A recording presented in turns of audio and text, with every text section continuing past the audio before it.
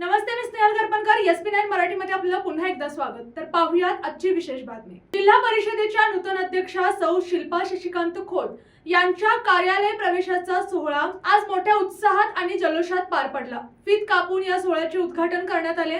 उपस्थित मान्यवरांच्या साक्षीने त्यांनी आपल्या नव्या कार्यकाळाची औपचारिक सुरुवात केली. तर पाहूयात आजची सविस्तर बातमी. या सोहळ्याला अनेक राजकीय व सामाजिक क्षेत्रातील मान्यवरांची उपस्थिती लाभली.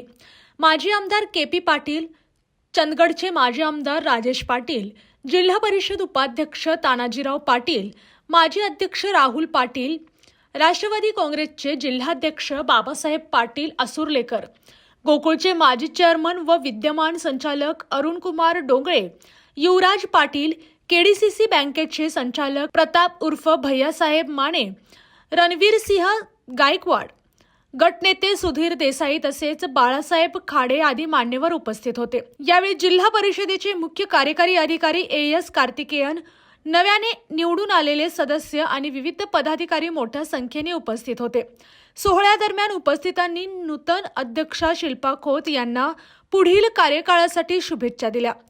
जिल्ह्याच्या सर्वांगीण विकासासाठी ठोस निर्णय घेत जनतेच्या अपेक्षा पूर्ण करण्याचा निर्धार यावेळी व्यक्त करण्यात आला. आणि अशाच बातम्यांसाठी पाहत रहा SP9 Marathi, your time your news. धन्यवाद.